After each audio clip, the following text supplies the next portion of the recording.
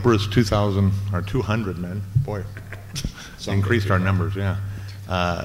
This is our second anniversary of the OPRA show. It aired 2 years ago on November 5th, so this is right close to that second anniversary. So we're kind of doing this as a reunion, a bit of a reunion, and hopefully sharing some information about specific issues that male survivors go through.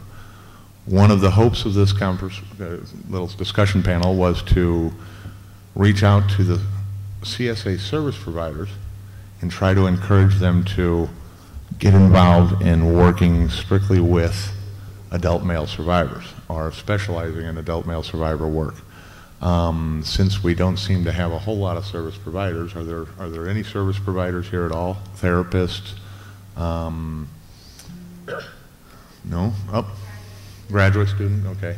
Then you're looking to get into therapy work or working with survivors? One of the things that I think our discussion panel will try to highlight is the fact that there is a huge need for people to get and work for or work with male survivors. When I first, just briefly, let's start out with introductions. I'm sorry, let's do that. My name is Carl Hart. I was molested by a scout leader when I was 13 years old. I've been in recovery for well over 6 years now. The Oprah show was a turning point for me. When I went on the Oprah show, it empowered me to basically stand up in front of the world and say, okay, I'm not ashamed anymore. It helped with the telling of the story, even though I was not featured on the show and you didn't see my actual story. Just being there and knowing that I could end up doing that gave me the strength and the strength to get out and become an activist. For the last 2 years, I've delved into being an activist, unbelievable, to the detriment of my own job or my own business. So I'm out here and we're doing everything we can. Let's start with next up. My name is Tom Mahone. I'm from Minnesota. I was sexually abused by my uncle when I was 5, by my parish priest when I was 11, and by my English teacher when I was 14. All the incidents were only once, but all were violent, very violent. I hid in the silence for 41 years until the clergy sexual abuse crisis hit in 2002, and then there was no hiding anymore. I got into therapy. The Archdiocese of St. Paul was very, very helpful at first, providing therapy, and let me go to a conference and but they turned their back on me in 2007 and stopped paying for my help, and pretty much told me that my story was unbelievable. So I was re-victimized. Since then, I've been trying to get people interested in our needs and what we need, and it's a long road, but I'm glad to see everybody here tonight and participating in this great event, and hopefully we can open some eyes. Thank you. Okay. Hi, my name is Sean. Yeah, my name is Sean. Is that good? Is that good? Okay.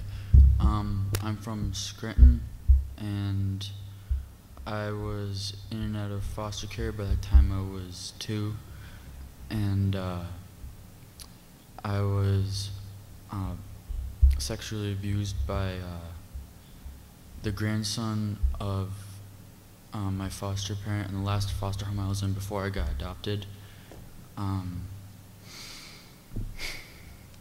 That happened multiple times, and another time it happened by one of his older friends, and then I got sent to another house because apparently I was too rowdy, and that's the other house that got adopted. My mom right there.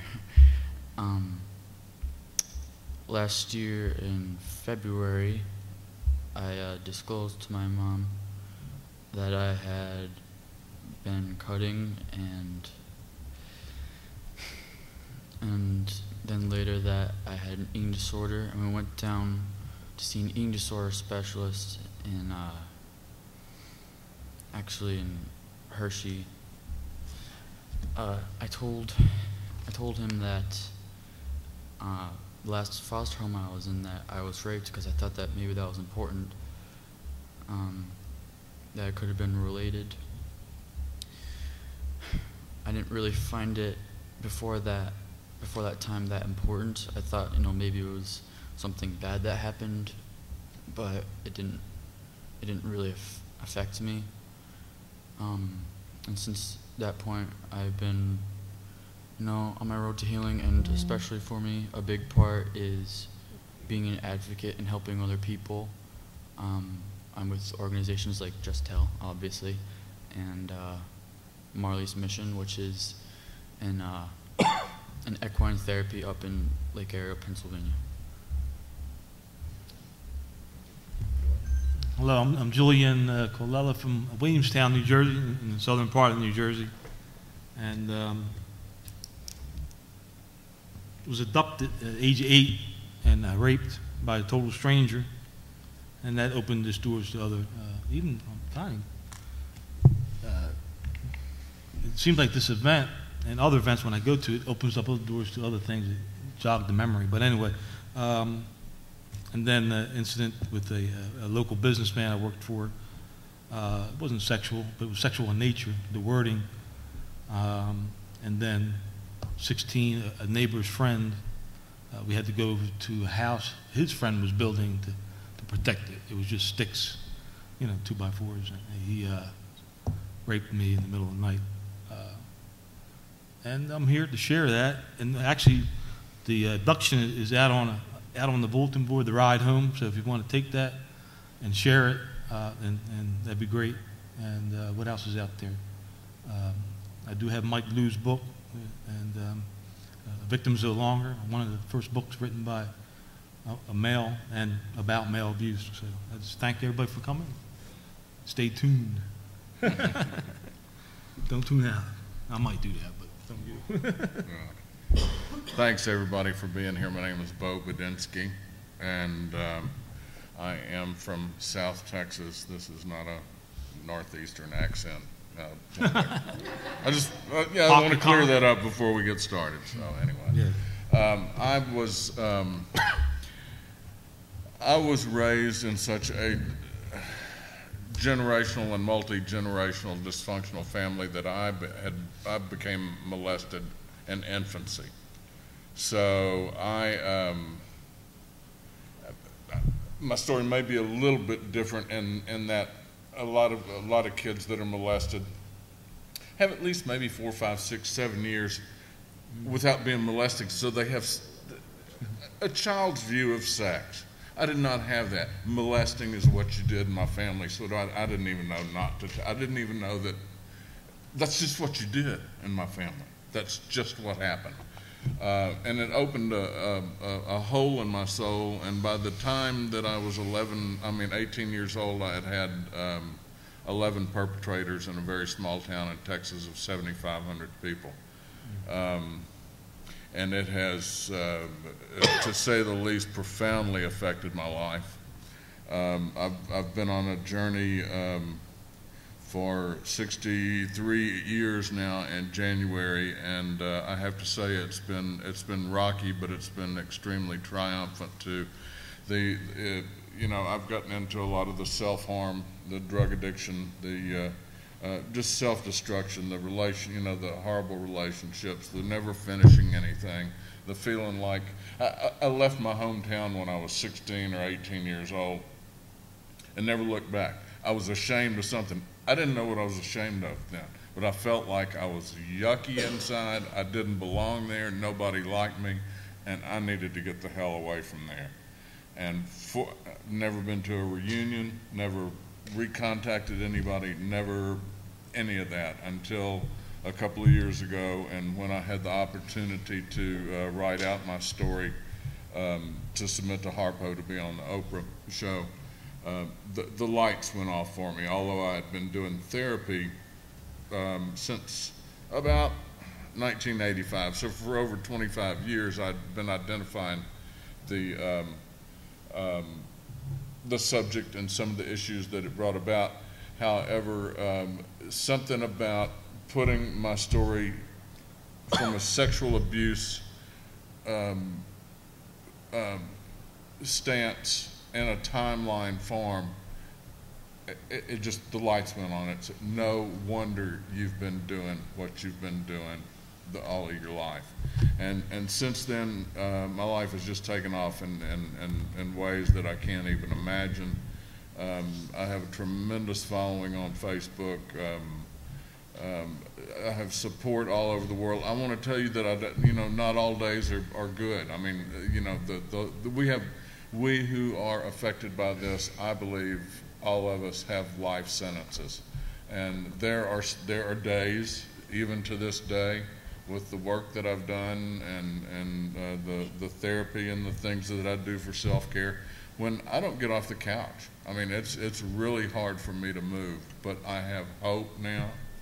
I know that if I cannot do anything else, I can get in there on the internet and inspire a couple of people and make a couple of people smile. And by God, if you can come from the history where I came from to just being able to inspire somebody and make somebody smile, just one somebody in one day, I've had a glorious day. So, and I have to tell you that my life's work is this, and it's expanding daily, and I'm very, very happy. Can I ask you a question? Sure.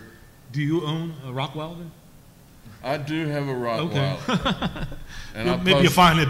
I post pictures of my Rottweiler on I didn't know they were yours.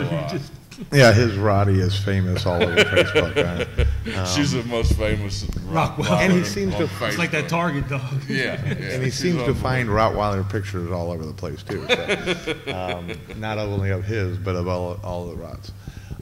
The original plan was to kind of talk a little bit about statistics. I think most everybody here is probably aware of some of the statistics. I'm just going to ask the guys if they've got some brief, quick ones. We'll go through those real quick.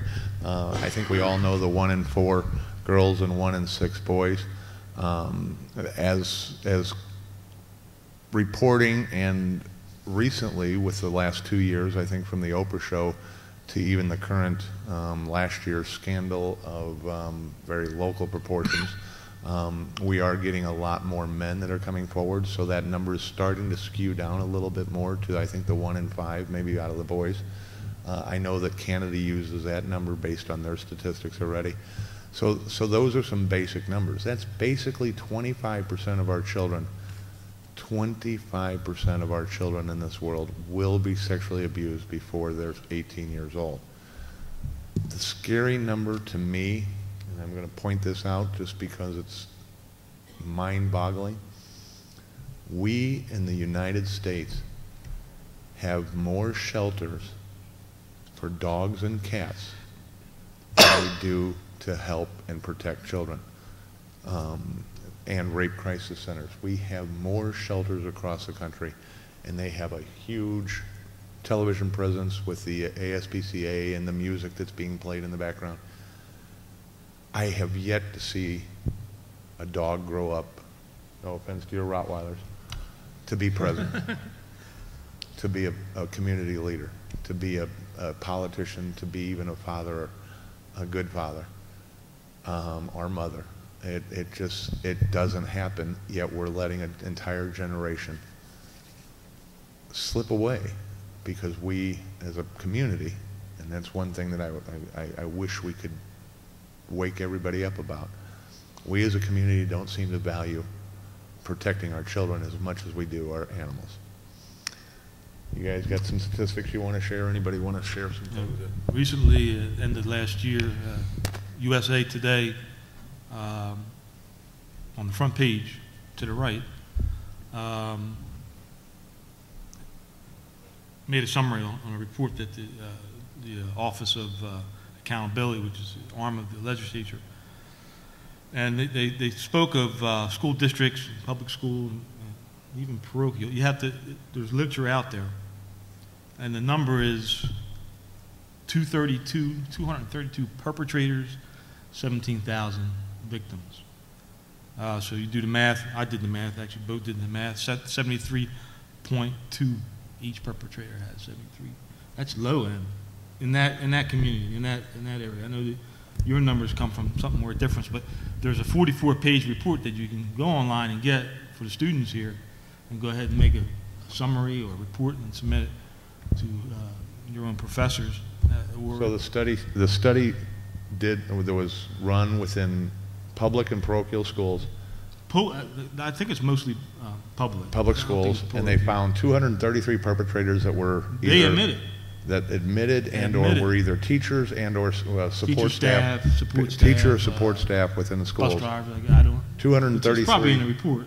Right, 233 people in schools, and there was 17,000.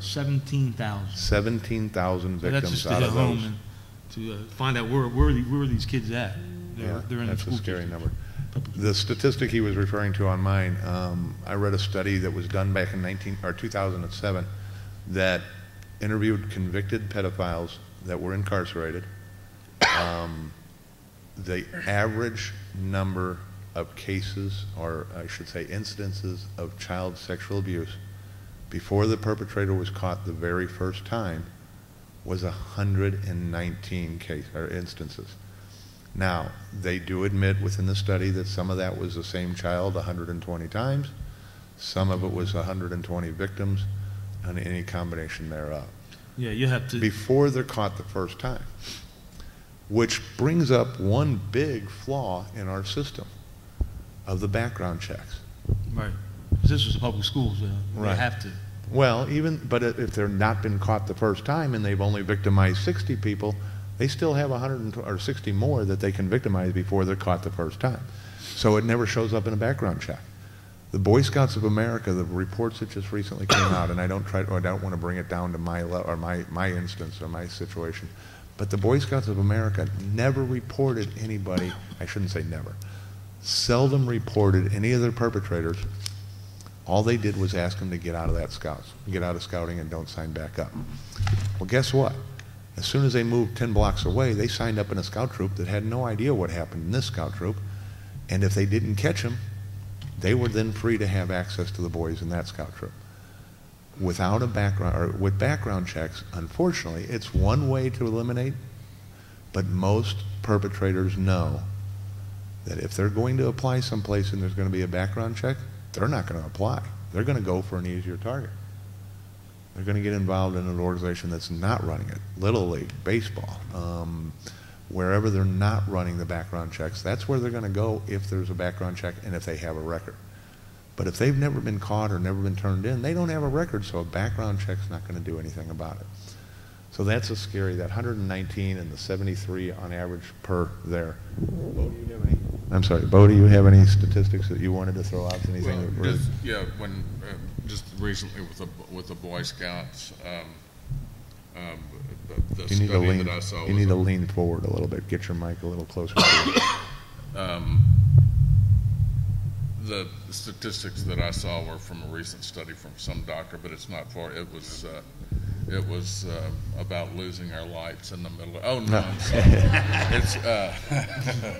It was 117 victims, and the Boy Scouts had just revealed that they had discovered or were willing to at least disclose that they had 1,200 perpetrators in their midst, which would make 100. Let me do the math, because it's 140,400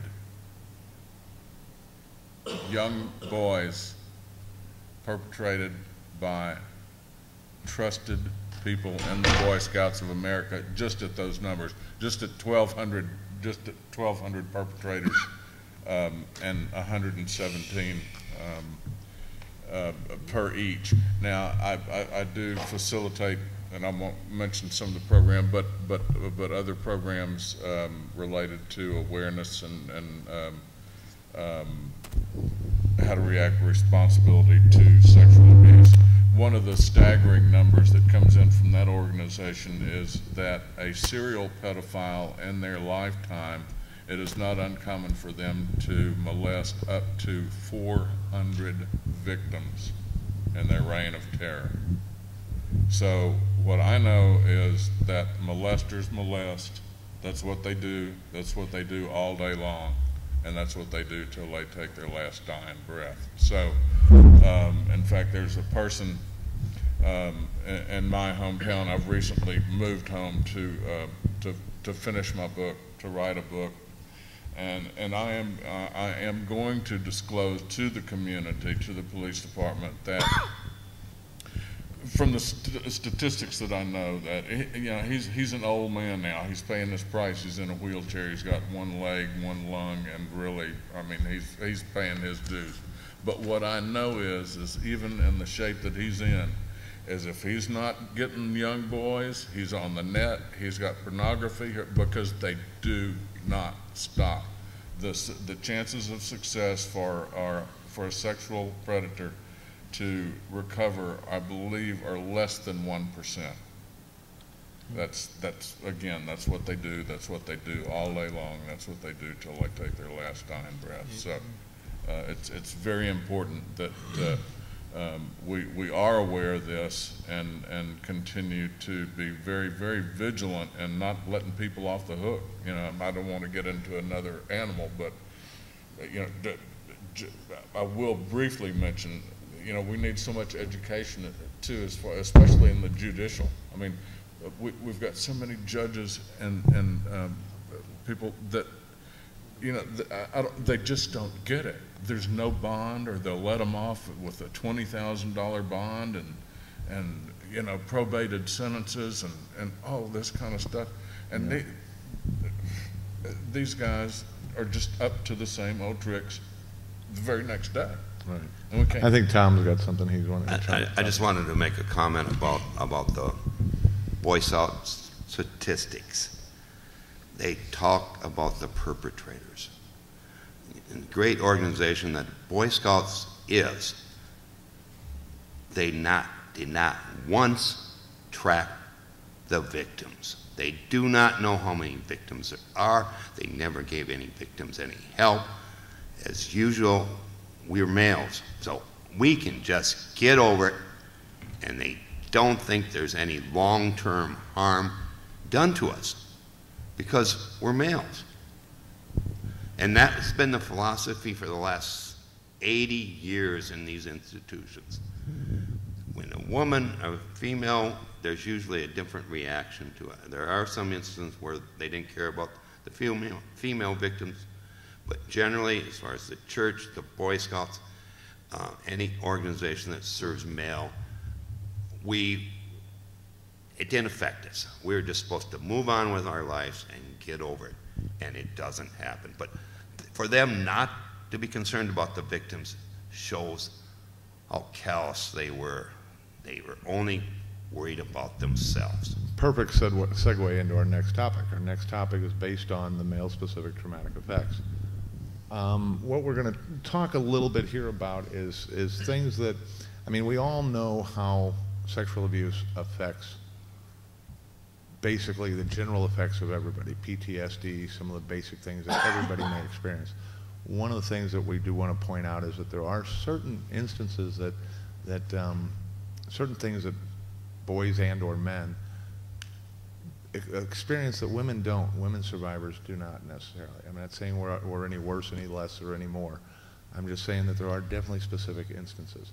I think one of the big ones, anybody want to jump in on the sexual orientation situation? Yeah, definitely.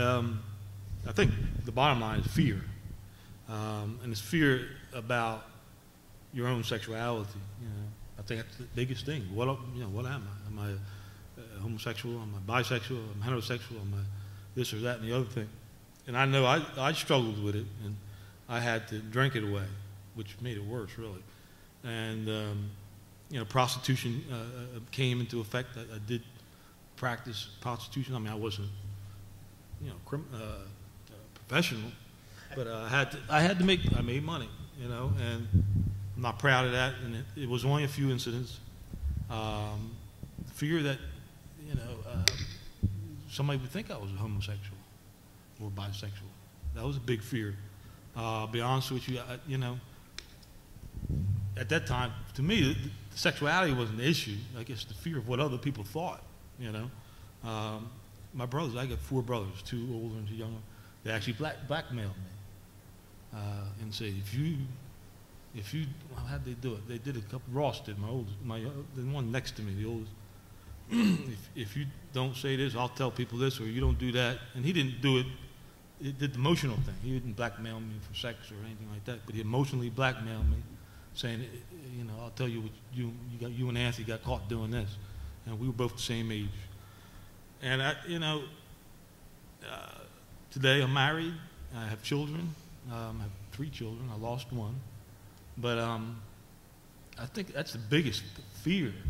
That's a good same thing with women too. Right, and honestly, that's one of the reasons why men do not disclose. There's a lot of that fear because of one unique instance that male survivors have to go through is the fact that physiologically our bodies react. Stimulation, whether it's a man or a woman, causes a male body to react in a noticeable, and unfortunately, in the male world or even young boy world, they know that when they get an erection, it's supposed to feel good. It's something that is good to happen. Unfortunately, when it happens and you're at the hands of an abuser, it also really confuses what you're thinking. So the orientation situation, you begin to think that your body's betrayed you. The biological and physiological responses to sexual abuse cause you sit back and you wonder, okay, because my body did that, I must be gay. The promiscuity, the concept of blurred border lines or blurred healthy boundaries. As Julian mentioned, the prostitution situation. I don't know about everybody up here, but I know that when I was doing my drugging and drinking and all, which is, again, common among both male and females, but in my situation, I did what I had to make extra money to buy my drugs. I performed favors for certain people who had drugs that I couldn't afford to buy. Whether we call that prostitution or we call it quid pro quo or whatever you want to call it, it's that boundary line is very blurred. It becomes also another issue where adult males or young males, because they don't know what the proper sex and the physiological response is, they then try to start proving things. I did it in high school. I didn't want to be gay. I was scared to death of being gay. My body reacted when I was abused at 13. So I went the opposite direction and tried to have sex with every girl I could find. But guess what? Because there's no emotion, no connection in that, my body then began to fail. I couldn't perform with a woman, which just reiterated the entire idea that I must be gay. So it was a self-fulfilling prophecy type situation. And to be honest with you, to this day, now I'm just turned 50. I don't want to say that out loud. I just turned 50. To this day, I pretty well consider myself non-sexual. I've had plenty of it. I don't want it anymore. It doesn't do anything for me. And to me, it's simply an act. So there's part of my recovery that I'm still working towards. Anybody else have any other thoughts on sexuality and confusion? Effects. Yeah, especially not sexuality, but effects. Yeah, well, I'm just kind of finishing up this angle with the sexuality, and then we'll go on to other effects. Well, I think for me, and we discussed this a little bit last night, I never questioned my heterosexuality. That never was an issue, but I was buried with questions of why did I continue to do this? And when I started therapy in '85 and whatnot, I remembered. I got it that when I was young, like prepubescent, that was wrong. I was being victimized. I was being anally and orally and sodomized and raped and da-da-da-da. But after puberty, I began to have, I just began dismissing those instances as I should have known better. I was old enough. I should have, you know, so it was my fault. You know, I was complicit in that. And as years went by, and I really got it how we are set up to continually give ourselves away, to fill this hole in our soul with whatever we can grasp, whatever it is, and in this instance, being readily available for sexual perpetrators. Then it became clear to me that it was not my fault. I was not complicit in that, and that it was part of the entire process. But I carried a lot of questions about my responsibility and my complicity in those acts after puberty, up until about maybe 10 years ago, 10, 15 years ago. And like I say, I've been working on this for over 25 years. And so, you know, it takes a while. It takes a while to really digest it all. I don't know that profoundly affected my sexual relationships or relationships with women. But I do know that it always lingered in the back of my mind. And as we do, and especially men and women, but especially men, we're so dismissive about what happened. Yeah. It's just, you know, we don't want to talk about it, so it's the elephant in the room, you know. So we just kind of, so that's kind of how I did with my experience. I always thought I would mature out of it, but you know, there's many effects, I guess. But what comes to mind is. I can't remember what comes to mind. I forgot. Well, continue. Yeah, okay. I know one of our youngest panel members here. The youngest. Yeah, well, the youngest. Yeah, I guess. We like to think we're the same age or something, but no. Sean's 15, going on 16 real soon, right? March. Oh, and I thought it was sooner than that. Sean has experienced a couple things that I'm going to have him talk to you about briefly. That I know that some things have been typically considered a female situation, for instance, eating disorders and things, and they work. I mean, females and eating disorders, it's a lot of coverage. But Sean's gone through some things, and I want him to share some of the stuff that you've gone through that specifically that you've experienced. Yeah. Well, yes. Yeah. Go back away or speak up. Yeah. Obviously, like he said, many people consider eating disorders and cutting and other types of self-harm to be, you know, female specific, but obviously that's not true. I'm not entirely sure what else to say about it. You know, there are stereotypes besides girls that the reasons for an eating disorder or cutting, you know. Many people think that it's maybe a control issue. Like, you know, I can't control what's happening here, but maybe I control, you know, what I eat or what my weight is, or like what the scale says. And with cutting, you know, maybe it's just a way to, many people say, express yourself.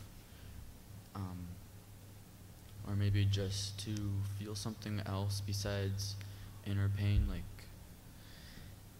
so you hurt yourself so maybe you can forget that pain that you have, you can focus on something else. You know, there are other types of self-harm besides cutting, but I didn't really get into anything else besides cutting and my eating disorder. Another thing that's interesting that a lot of people ask about is what's called selective mutism, where or you get kind of tense or when you get nervous, you just kind of stop and stare, like just kind of turn quiet and don't really answer it. Answer a question that someone has, like if someone confronts you about something that maybe you're really nervous about, and I guess it's a what you could call a defense mechanism. Like some people blow up and get angry, but some people just kind of get quiet, but it's kind of like an extreme form of getting quiet where you may want to talk, but you feel like you like literally can't. Do we know any kind of numbers? Do you know any kind of numbers on selective mutism and how many people? Have you done any kind of research? Is that anything that might be out there? Do you know? I mean, again, when I don't want to talk to somebody, I just don't talk. But as you explained, it's an extreme form of just quieting down and being nervous, and that almost to the point where you feel like you can't speak. Yeah, I don't really know statistics about that. To be honest with you, I haven't. I don't know if it's male, just male effects, but I know anger has always been an issue of mine. We won't talk about I pickles. mean, even today, I managed it a lot better. I've had friends that they were terrible. We used to go around punching soda machines and stop signs. Well, he did. What I did was my anger was more directed inwards. Yeah. See, Again, I don't think that's female, but I mean. I think she's saying. Oh, she's got notes. Sorry. And then what was the other one? Anger and disassociation. And again, I don't think that's male. Just male Specific. effects. Yeah, not male specific. Because when I was being raped in the car, it was one of those beautiful August days, summer days, and you had the cumulus clouds, and that was my escape. The cumulus clouds. I can remember those clouds. Like every time I see them now, it doesn't bring back. I mean, sometimes I guess it does bring back subconsciously, but again, I don't think that's just. Well, to go back briefly on the anger thing, misplaced anger. One of the things that I have to this day, and I mentioned off cuff the pickle situation. People know me very much so as to if I don't get the pickles that I want on my hamburger, my misplaced anger comes out on fast food service people. I'm working on that, and it's something that I've worked on. Yeah.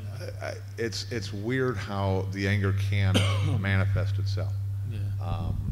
I mean, I'm not necessarily mad at the clerk at the McDonald's. I just have kept the anger about my abuse and the lack of control about my abuse inside so long that when something comes up that seems to rub me the wrong way, I will blow up.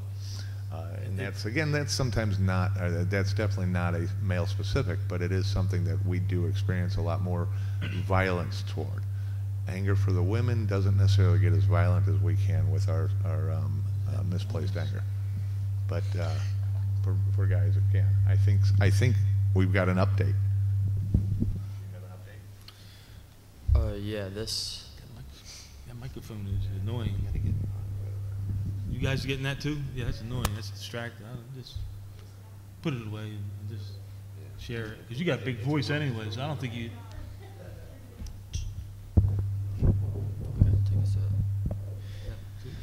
This says that less than 1% of children suffer with selective mutism, and that disorder is more common in girls than in boys.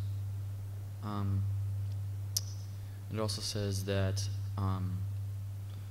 the change was, selective mutism is not that you're choosing to be silent, but that you're too afraid to speak, which is like what I said. You may want to speak, but you feel like you can't. So. Yeah, less than 1%. Now that's, wow. You should feel special. Yeah.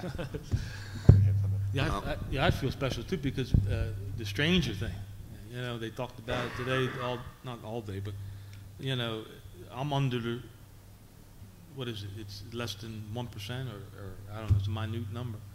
And I was able to really express my anger when the Catholic thing came up.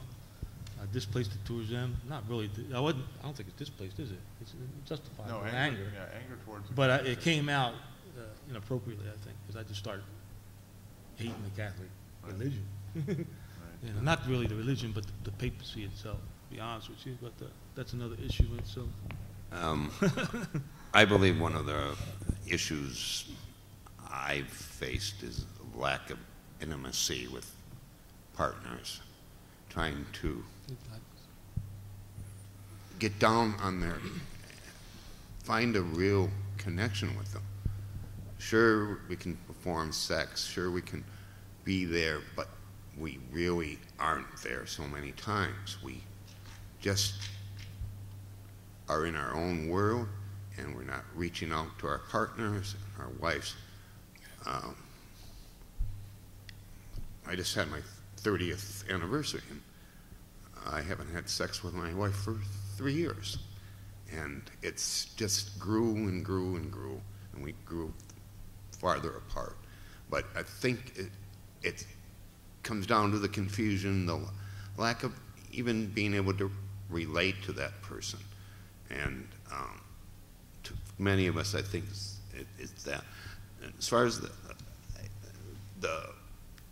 I know many survivors, and I basically, some are confused about their sexuality, some are unsexual completely, and a few I know are they are hypersexual in the fact that I have a friend, he was abused, but he took it the other way. So he always has 3 women going. One he's working on, one he's in the present relationship, and then the one he just got out of, and working all 3 of them at the same time, and having no real connection with any of them. And that has a deep-rooted effect upon how you relate to your partners. And it's, I don't know if it's male, but I really believe that we really have an issue with that. I think part of that becomes the mechanic situation, as we talked about. I know I developed very early on a realization that sex and the act of sex was basically a biological process.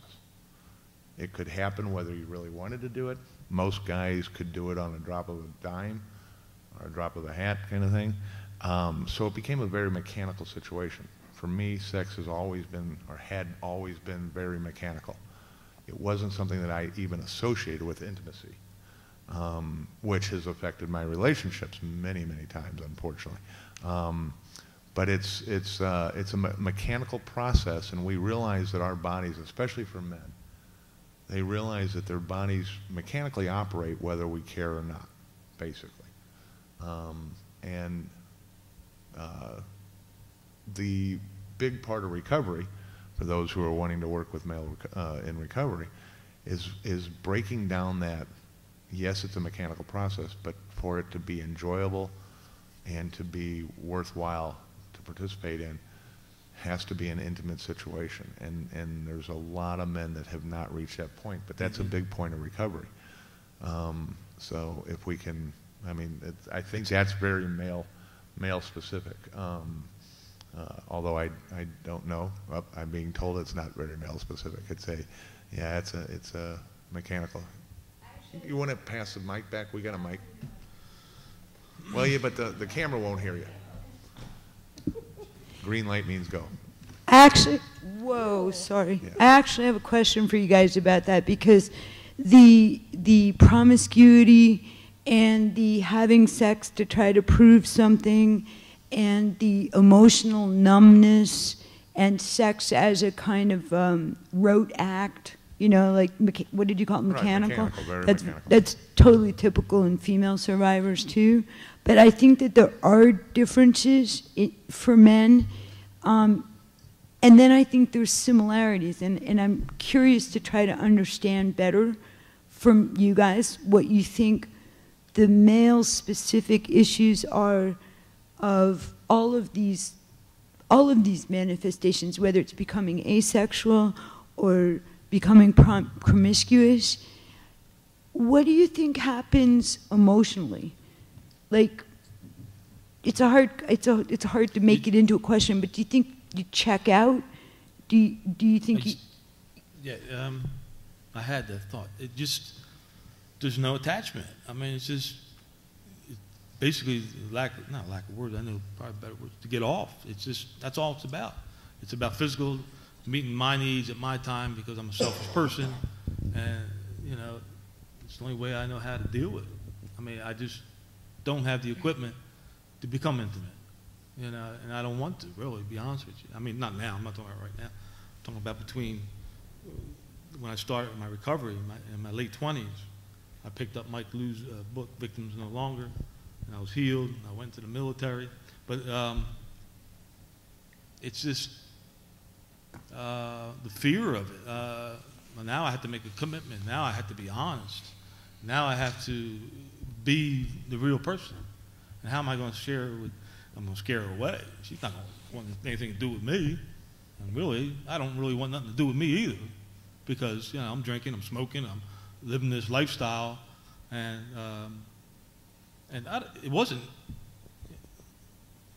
you know, until I stopped drinking, really, that's when, in my late 20s, right? When I got a year sobriety, I started looking at myself. I started dressing better. I always liked to dress good anyway, but not all the time. I did dress on Friday nights and Saturday nights to go out and roam the bars and this and that and the other thing, and try to attract women, and I did, and no, not males, because by that time that was all teenage stuff, younger childhood. But in my bar years from 18 to 27, it was trying to attract. And I did attract, but after the attraction and the physical things, bye-bye. I didn't care. Yeah. And that's what kind of women I picked up anyway. Yeah, emotionally. I didn't want them type of women. But yeah, emotionally, I didn't want to get close to people. I mean, I'd been emotionally close to my perpetrator took 8 months to groom me. I built a relationship with him. Even at 13 years old, one of the very first close relationships I had with someone outside of my family was my perpetrator. When I was betrayed, when I was anally and orally raped by my perpetrator after 8 months of grooming, I lost all interest in a relationship. The rest of my days were basically meeting my needs. I mean, I had no emotional interest in building a relationship. It was very hard to trust, which is very common among all survivors. Nowhere am I saying that's a male-specific thing, but so without having that interest and knowing that mechanically we can perform and reach climax without necessarily having to have an emotional contact, it was easy for us. I unfortunately believe that that's part of the reason why males, as I think that I heard the number at today's conference, 23% may go on to continue or become an abuser also, because any port in a storm, all they're trying to do is reach that release, and there's no emotional connection. And unfortunately, if that's reiterated and redone on a repeated basis, they become serial perpetrators. And again, there's no emotional connection. They're looking just for that singular release. For me, for years, that's what it was all about. I mean, some people close to me know that there's a huge history of pornography and the porno business for me. I honestly believe that many people, both male and female, that are involved in pornography realize that it is a mechanical process of sex. They have no emotional ties to it, and the ones that are good in the business are probably survivors of child sexual abuse, whether it's male or female, because there's very little. And for me, I remember at 5, 6 years old, actually called Rowan State University now, it was called Glassboro, but anyway, I remember we went into the dorm basement to clean it out. These two old ladies that owned the dorms, and we found pornography. And me and my brothers, I'm only 4 or 5 years old, so my brother's 7, one's 8, the one next to me, 7. We're sharing it together, and then there's an episode that night. And then I bring that up because I never had a problem with pornography. I hated pornography. I thought it was evil and it was terrible. So it wasn't a weakness or it had directly affected me, but well, no, I think the point I was trying to make, the pornography was not necessarily, now, whether we as survivors get into using and looking at pornography is a different story. Right. I think the point I was trying to make was the people that you might be seeing on a video or you might be seeing in adult films, they realize it's a mechanical process and there's no emotional attachment. But I'm just I equate myself to that very much so, in the sense that I have no emotional attachment when I'm necessarily having sex. Again, it's something I'm still working on in my recovery, but so I consider myself right now very asexual. I'm not sexually involved at all, really. So I mean, I'm intimate with a friend and a partner, but I'm not sexually involved. It's just not something I'm ready to go to. But you were saying, didn't mean to cut you off on that. Yeah, I guess the point I was trying to make was it's something. It wasn't a crutch I needed. I guess Right. I used other crutches, alcohol and just drugs. And Bo, did you have anything to? Yeah, I'd like to kind of take it a different direction in the same.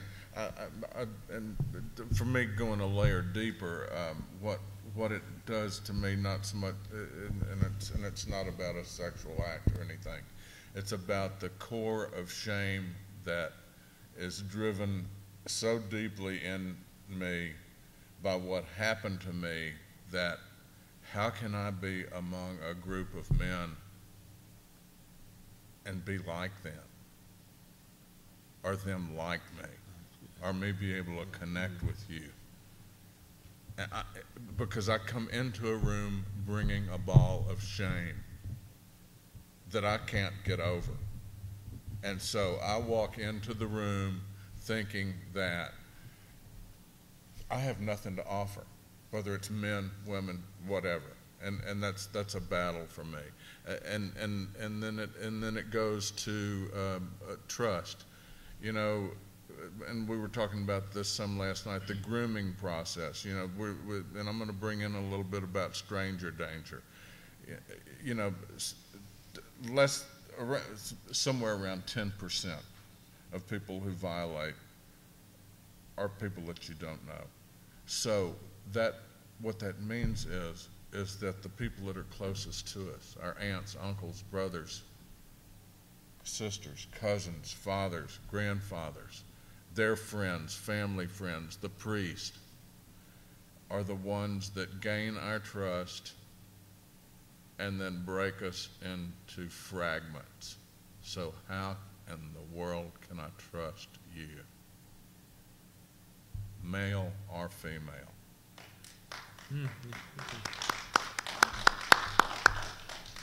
And that is the core that drives my life on a daily basis. I can literally tell you that I could walk down into the sub right, and I did just while ago, and I'm glad we're talking about this. I wanted to get some change. I wanted to get a Coke. I found the ATM machine, got a $20 bill. Found out the machines didn't take dollar bills, and I was ashamed to go to anybody in that whole room and ask them if they could break a 20. I'm 62 years old, and being broken from infancy to today is what drives that type of activity. I don't know if that's male specific or not. I really don't care, but I know that if you've been sexually violated, you carry a bag on you that you don't deserve. It doesn't belong there, and it will take the rest of your life to get free from it.